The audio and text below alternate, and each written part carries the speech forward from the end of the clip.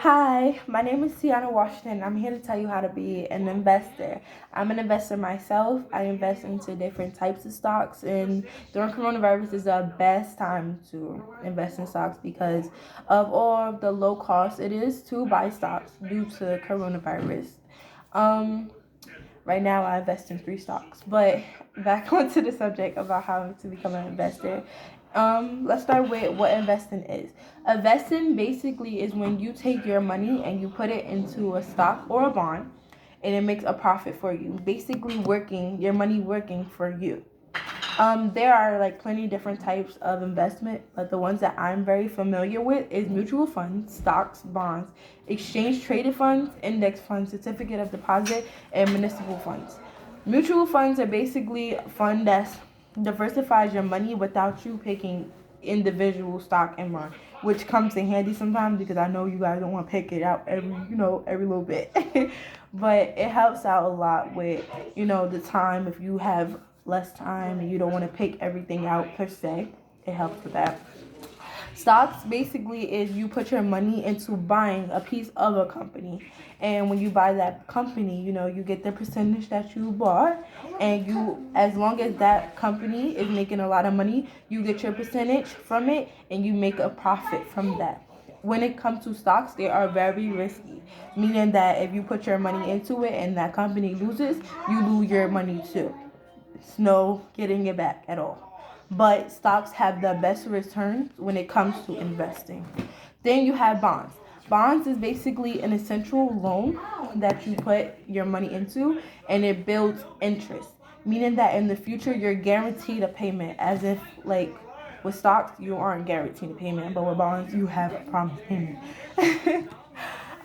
Exchange traded funds is a fund provider that owns an underdog assets performance, meaning that you get to track your stock index and you get lumped divided payment and reinvestments. Divided payment meaning that it will be divided equally between everybody who has invested in this company. Reinvestments meaning that you invest inside of a company. Let's say you invest in Macy's. You put a amount of money into Macy's and you get a profit back and you take your return, your profit.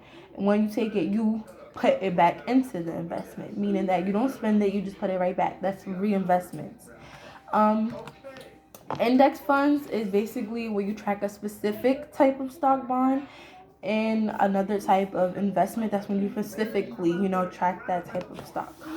A certificate of deposit is a secure form of time of deposit where the money must stay in for the bank for a certain length of time, but you earn a promised return with a certificate of deposit. Municipal funds are basically funds that invest in the community, the state, the county, specific, reasons or purpose in the district. That's when you invest in stuff that's in like your city and stuff like that. But the main two that a lot of people talk about is stocks and bonds. Therefore, that these are the two biggest investments that people take part in. When I did my investment, I personally chose stocks because they have a bigger return than bonds. Bonds can take years to build up in time. Basically, let's say the U.S. stocks, they earn a percentage of 10.5%, which means that $1 will turn into $1,787. That's good money for what bonds you put in $1 because it's only 5.5% for bonds. When you put in $1, you only get $55 back. So that's why I chose to do stocks, but you can choose whatever you feel comfortable with.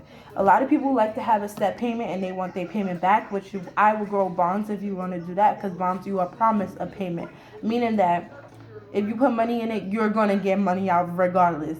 Stocks, you cannot get money out regardless. If you put your money in, it's a risk that you can lose it, it's a risk that you can gain a profit and more. So that's all I say. Tune in for part 2 of how to become an investor. Bye.